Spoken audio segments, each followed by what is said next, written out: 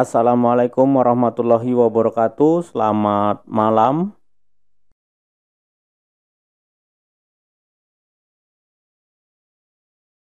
Ya, jadi materi malam ini akan saya bawakan yaitu jaringan komputer ya. Bagaimana jaringan komputer itu. Dan di kelas kita harus menerapkan we respect each other. Kita harus respect terhadap kepada yang lain. Artinya apa? Yaitu kita satu sama lain saling menghormati apabila ada yang berbicara, ya artinya sebelum diberi kesempatan untuk berbicara, ya jangan dulu berbicara ya. Jadi di sini kita suatu tim bagaimana untuk mengkomunikasikan sebuah mata kuliah yang akan saya bawakan. Dan jadi standar kompetensi dari mata kuliah yang akan saya bawakan diharapkan sesudah mengikuti mata kuliah mahasiswa mampu melakukan administrasi pemasangan atau pengamanan informasi dan pengelolaan jaringan yang dilakukan administrator dalam mengelola jaringan. Apabila kita mau menjadi administrator atau administrasi, paling tidak kita harus tahu basic dari jaringan itu. Kita juga harus tahu mahasiswa nantinya pengamanan informasi.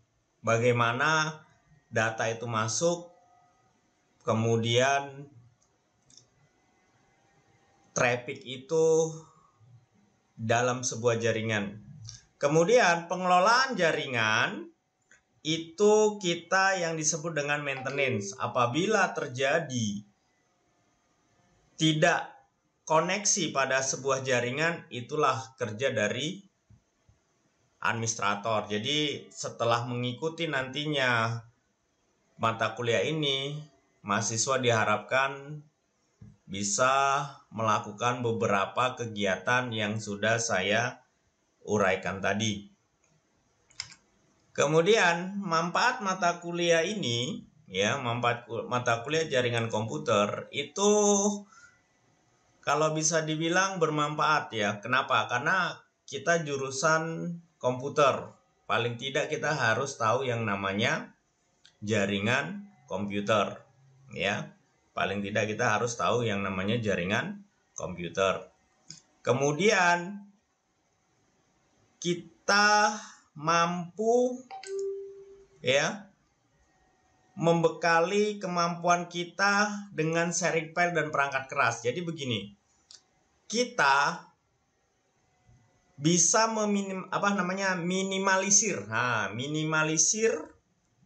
minimalisir pengeluaran. Contohnya nih, misalkan nih begini, kita membuat kalau bisa dibilang di dalam satu ruangan, ya, di dalam satu ruangan itu ada memiliki beberapa komputer, ya, memiliki beberapa komputer. Apakah di dalam ruangan itu, ya, ruangan itu setiap satu PC atau setiap satu unit harus menggunakan satu printer? Kira-kira, misalkan nih kita punya 5 PC. Apakah setiap PC itu setiap PC harus menggunakan satu PC satu printer? Tidak, Pak. Tidak. Makanya itulah adanya jaringan ini, kita bisa sharing file dan perangkat kerasnya. Jadi artinya satu bisa dipakai ramai-ramai gitu. Tapi nunggu antrian terlebih dahulu. Memang sih bisa. Siapa dulu? Misalkan nih ada 5 PC, klien 1 sampai klien 5. Klien 1 ngeprint, klien 2 ngeprint. Ya memang bisa.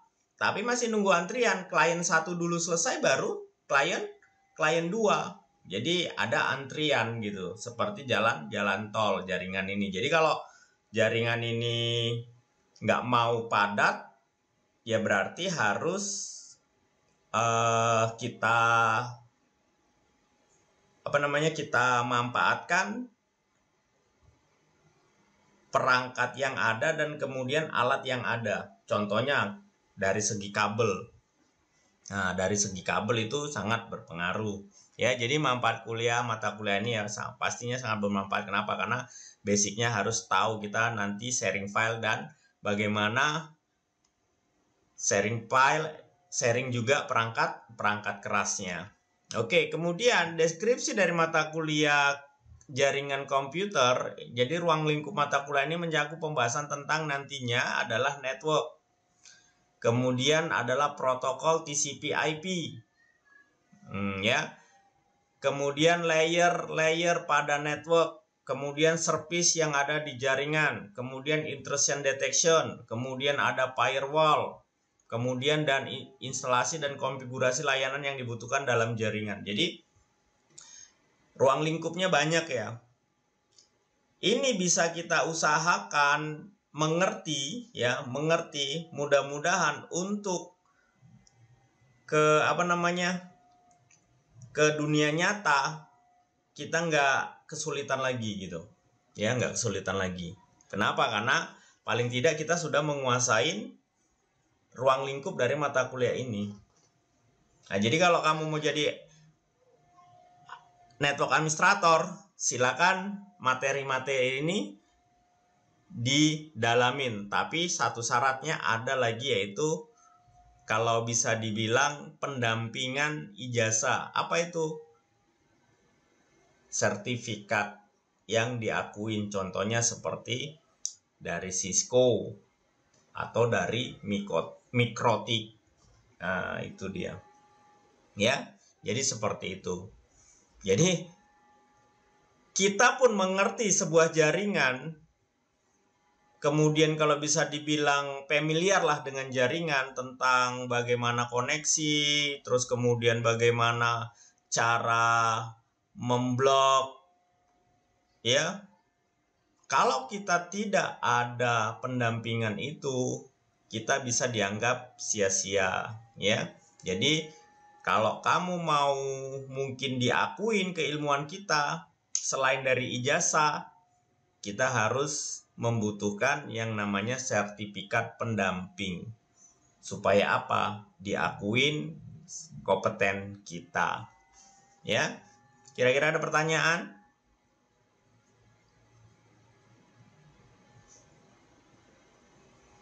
Belum ada, Pak. Oke, belum ada ya. Jadi di sini kenapa jaringan ini sangat perlu? Karena memang saat ini betul-betul setiap organisasi atau instansi harus memiliki jaringan di dalam instansi tersebut. Kenapa? Karena kaitan mata kuliah ini, jadi perancangan pemrograman web. Jadi ini bisa melalui jaringan itu diakses, artinya lokal atau yang disebut dengan intranet. Jadi kita nggak perlu menyewa hosting atau menyewa domain, kita punya server sendiri di perusahaan kita, ya. Di perusahaan kita, berarti kita sudah mengakses sistem informasi kita melalui server kita yang kita buat di perusahaan kita sendiri. Ya, jadi seperti itu. Paham maksud saya? Nah, jadi kita nggak perlu sewa-sewa hosting gitu loh. Nggak perlu sewa-sewa hosting. Jadi bisa secara lokal atau intranet diakses hanya di ruang lingkup perusahaan kita sendiri gitu. Nah, jadi kalau misalkan perusahaan kita besar, menyewa domain mungkin sangat biaya besar, space harus besar. Kemudian kemudian biaya yang mahal kan gitu kan, karena kalau mau space besar kemudian kecepatan besar itu juga membutuhkan biaya yang cukup besar, atau yang disebut dengan, pernah dengar nggak PPS?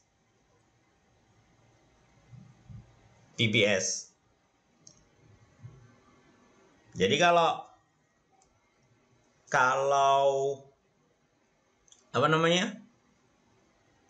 web kita mau cepat diakses, ya nggak lambat, kita harus membutuhkan yang namanya VPS itu tadi, ya. Kemudian bisa web server, domain name server, DHCP, Dynamic Control Protocol, ya sebagai pengamanan informasi. Kemudian administrasi sistem keamanan informasi. Nah, seperti itu. Jadi kalau kita mudah merancang namanya sistem informasi berbasis web, itu mau tidak mau harus bisa online, ya. Jadi nanti kalau kamu membuat sebuah skripsi nanti di akhir mata kuliah kamu, atau membuat laporan kegiatan, apabila yang berbasis sistem informasi itu harus bisa online dan bisa diakses oleh klien. Kenapa? Karena mata kuliah ini berkaitan dengan yang namanya client server, di mana klien meminta, server memberi. Nah, seperti itu ya, namanya client server. Kemudian, jadi pengalaman belajar ini kalau selama mengikuti perkuliahan mahasiswa ya diwajibkan, pasti kita akan ceramah, tanya jawab, dan diskusi di kelas. Kemudian berpartisipasi aktif dalam mengerjakan modul pembelajaran, ya. Mengerjakan tugas-tugas individual dan kelompok. Nah, jadi sebenarnya kita harus memang namanya mahasiswa harus banyak tugas sebenarnya, kan gitu ya. Kenapa? Karena kita udah dianggap lebih dari pelajar. Oke, kira-kira ada pertanyaan sampai di sini? Ada? Oke. Ada tidak? Oh, belum. Oke ya. Kemudian, maaf kok terbalik. Oke, kemudian jadi evaluasi hasil belajar ini ya. Jadi keberhasilan mahasiswa perkuliahan ditentukan prestasi yang bersangkutan dalam proses belajar mengajar sebenarnya 70%. Inilah yang namanya kampus merdeka. Kemudian partisipasi dalam publikasi. Buat apa? Misalkan buku. Oke, yang pertama misalkan ini 70% itu kita ya harus hadir, kan gitu ya kan, harus hadir di kelas.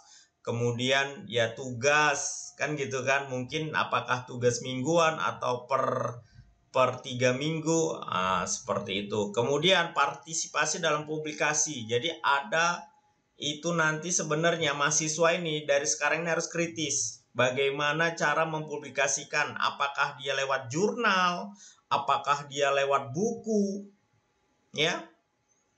Terus media-media lain yang dihak ciptakan atau haki. Nah, seperti itu harusnya. Supaya apa? Supaya keilmuan kita itu bisa dikonsumsi oleh masyarakat. Apakah dalam bentuk tulisan, apakah dalam bentuk objek yang bisa dipergunakan oleh masyarakat tadi itu, gitu. Seharusnya. Ya. Jadi ada beberapa yang udah saya arahkan untuk membuat dan partisipasi dalam sebuah publikasi. Mungkin bisa saja itu dibuat jurnal ya yang akan terbit ke publisher yang nasional ataupun yang terakreditasi Sinta, apakah itu Sinta 6, 5, 4 atau bahkan sampai Sinta 3. Ya, jadi seperti itu. Jadi harus di kampus Merdeka Belajar ini antara dosen dan mahasiswa itu harus kolaborasi, ya. Nah, kemudian pengabdian. Nah, pengabdian ini nantinya 10%. Ya, seharusnya penerapan mata kuliahnya. Jadi seharusnya kita memang ada di lapangan gitu ya, pengabdian 10%. Nanti ini akan digantikan ke magang, ya, magang atau sekarang ini yang disebut dengan namanya KKNT nanti. Ya, KKNT. Ya, jadi kalau udah kamu dapat mata kuliah ini, mau kamu KKNT, nanti satu semester itu akan dikonversi menjadi 24 SKS. Nah, jadi 24 SKS. Jadi kamu kuliahnya nggak di kampus, kuliahnya di luar, di lapangan. Tapi dengan catatan itu harus mendapat izin dari persetujuan apakah dari prodi gitu. Ya, jadi seperti itu. Jadi kalau kampus Merdeka Belajar seperti itu. Oke, jadi kira-kira ada pertanyaan di evaluasi hasil belajar?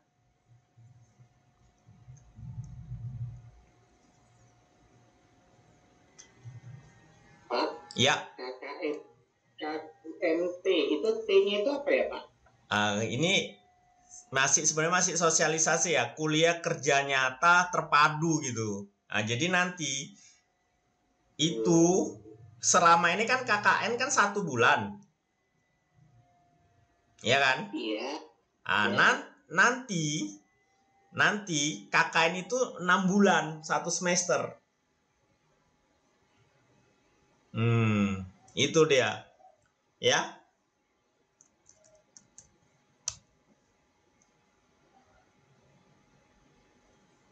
Ya. Jadi kalau bisa dibilang ini di sini saya baru ini itulah ya dari Kemendikbud itu kuliah kerja nyata tematik. Ya KKNT seperti itu.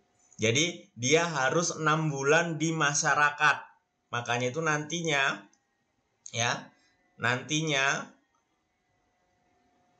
belajarnya itu di masyarakat langsung dari keilmuan yang sudah didapatkan di semester 1, 2, 3, dan 4 sama 5. Barulah semester 6 itulah dia melakukan KKNT. Selama ini kan KKN biasa sampai 1 bulan sampai 1 bulan setengah kan. Nah, nanti rencana itu mau dibuat KKNT itu ya kuliah kerja nyata tematik ya terpadu itu nanti 6 bulan di masyarakat. Nantinya itu dikonversi akan sekitar 20 sampai 24 SKS. Nah, seperti MBKM Merdeka Belajar Kampus Merdeka. Jadi ada itu nggak dulu sih, semester yang lalu ada mahasiswa saya belajar ini, dia ikut MBKM di Rumah Sakit Supina Ajis selama 6 bulan. Jadi udah dikonversi SKS-nya 24 SKS, saya pembimbingnya. Di Rumah Sakit Umum Supina Ajis. Jadi pas dia kebetulan saya mencari yang memang di bidang jaringan komputer. Itu dia. Jadi pernah Rumah Sakit Umum Supina Ajis ya, rumah sakit Umum Supina Ajis itu bekerja sama dengan Universitas Pembangunan Pancabudi di prodi Sistem Komputer dan Teknologi Informasi. Jadi ada 2 kemarin, 1 jaringan, 1 sistem informasinya. Jadi skripsinya langsung dibuat sistem informasi apa yang nggak ada di Supina Ajis diimplementasikan. Nah, insya Allah diimplementasikan dan dipergunakan. Nah, jadi seperti itulah pengabdian untuk mata kuliah. Oke, kira-kira ada lagi? Jadi sekarang ini proses belajar mengajar itu ya disebut dengan yang namanya nantinya akan digodok yaitu blended learning. Jadi ada pertemuan, ada keluar gitu. Seharusnya ya. Nah, seperti itu, tapi kita nggak tahu nanti peraturan baru bagaimana karena mungkin ini masih masa-masa COVID-19 kan gitu ya. Nah, jadi masih ada pertemuan tatap muka terbatas. Nah, jadi KKNT ini pun nanti akan disosialisasikan nanti seperti itu ya. Oke. Terus kemudian jadi daftar pustaka itu sebenarnya banyak. Kalau kamu mau merujuk dari beberapa rujukan, apakah itu dari jurnal, apakah itu dari buku ya jadi seperti itu. Jadi ingat, kalau kita mau mencari referensi silahkan cari yang memiliki yang namanya ISBN ya. Kalau kita mau mencari atau studi pustaka melalui jurnal yang terpublikasi itu harus ada yang namanya ISSN, ya. Tahu ISSN? Jadi itu dari, kalau tidak salah itu pendaftaran untuk mendapatkan ISSN-nya itu dari LIPI ke LIPI ya. Nah, seperti itu. Ya, jadi ada yang namanya apa? ISSN.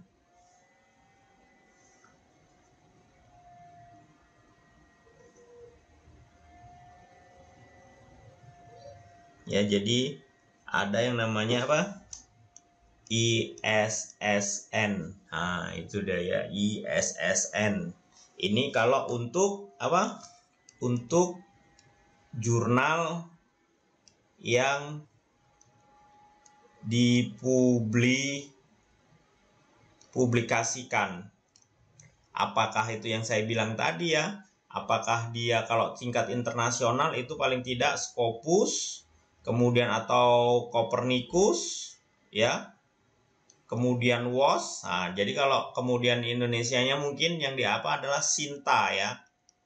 Sinta itu ada 5, mungkin ya ada 6 sih, 6, 5, 4, 3, 2, dan 1. Jadi kalau yang untuk paling atas itu Sinta 2 dan Sinta 1 itu bisa jadi tembusnya rada-rada sulit gitu ya. Bukan rada sih, tapi ya cukup sulit gitu ya. Ya. Oke, ada lagi?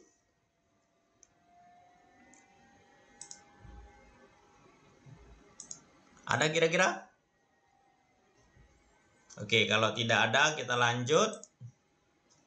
Ya, jadi ini mungkin akan masuk yang namanya materi ya. Jadi ada pengantar network. Ya, jadi objektifnya setelah menyelesaikan bab ini mungkin kita akan diharapkan memahami jaringan komputer. Itu ya pada saat perkuliahan itu kalau bisa kita harus memang fokus kepada beberapa keilmuan kita mau yang mana gitu ya. Misalkan kamu mau pemrograman, berarti kamu harus belajar pemrograman. Apa itu yang mungkin diapain ya? Kalau saya sarankan sih ya ke pemrograman web itu tadi gitu loh. Kenapa? Karena sedikit-sedikit sekarang sistemnya sistem informasi gitu loh. Jadi setiap perusahaan atau instansi sekarang harus memiliki yang namanya sistem informasi.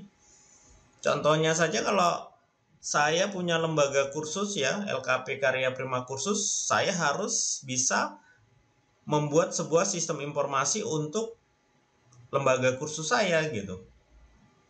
Nah, itu dia. Supaya apa? Supaya dikenal sama orang banyak. Itulah sistem informasi. Ya, jadi seperti itu. Kalau kamu punya perusahaan kecil atau menengah, punya UMKM, nah, silakan membuat landing page-nya dan kemudian di-online-kan ke ke dunia maya ya. Nah, itu yang alias internet. Ya, jadi seperti itu. Jadi ada pepatah dulu waktu saya ikut seminar, ada dari Google, apabila Anda memiliki bisnis tapi bisnis Anda tidak terdeteksi di Google, maka Anda dianggap tidak memiliki bisnis. Wah, begitu kerasnya statement itu gitu loh. Ya, jadi seperti itu. Jadi kita memiliki bisnis, paling tidak kita harus memang dikenal. Contohnya sekarang, kalau kamu mau mencari alamat, kamu harus pakai apa?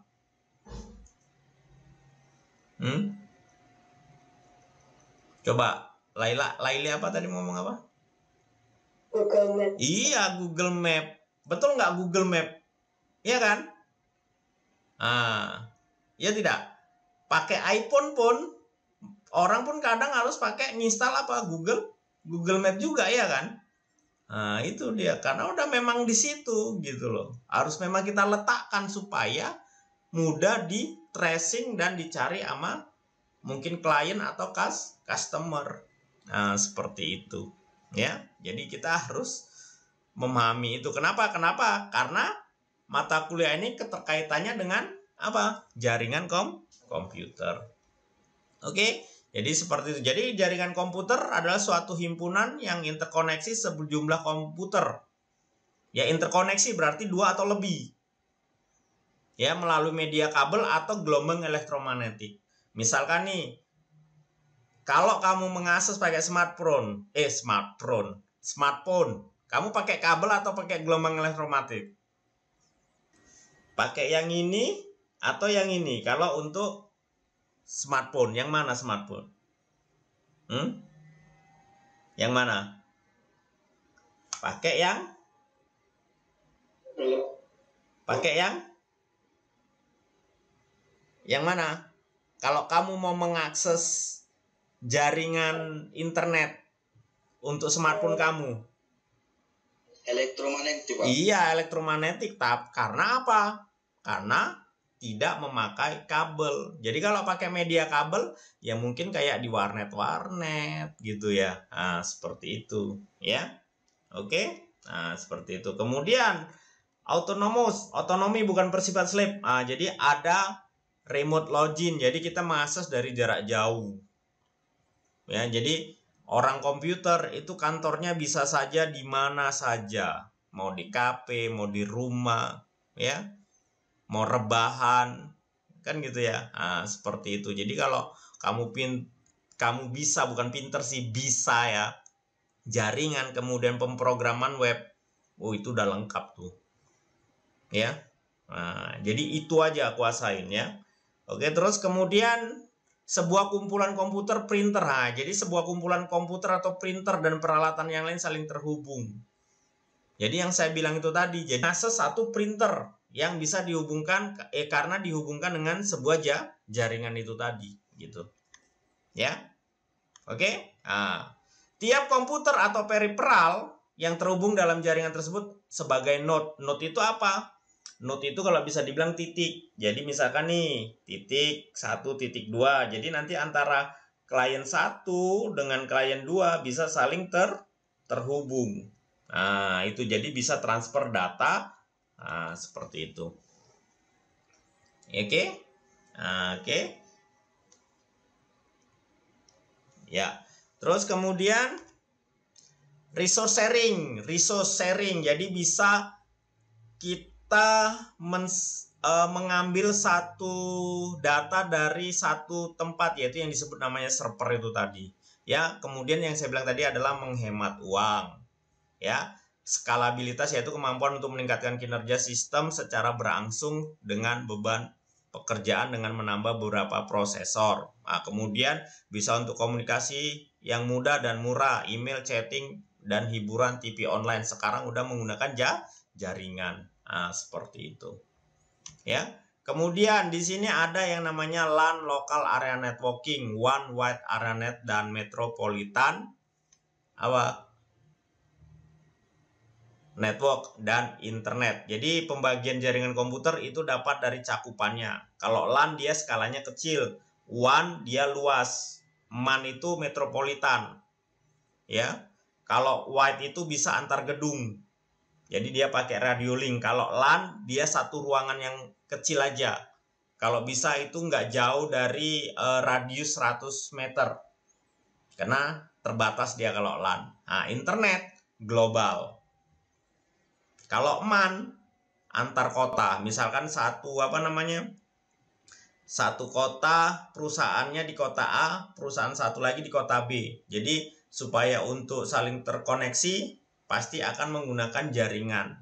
Tapi jaringannya apa? Secara global. Jadi MAN ini bisa radius sampai 10 km. Contohnya provider internet. Dia memasang yang namanya fiber optik. Nah, fiber optik itu bisa sampai 10 km bahkan bisa lebih. Ya, oke. Pulau. Kemudian internet. Nah, internet ini udah global. Mendunia dia. Ya. Kenapa? Karena kita bisa mengakses mengakses jaringan yang luas di luar dari kita, misalkan negara Indonesia. Oke, mungkin jadi ada beberapa materi lagi yang mungkin saya sampaikan. Nanti ini akan saya share materinya ya. Oke, kira-kira ada pertanyaan? Ada pertanyaan? Ya, jadi kalau tidak ada pertanyaan, mungkin kita akhiri pertemuan kita sampai saya sudahi dengan Assalamualaikum warahmatullahi wabarakatuh. Waalaikumsalam warahmatullahi wabarakatuh.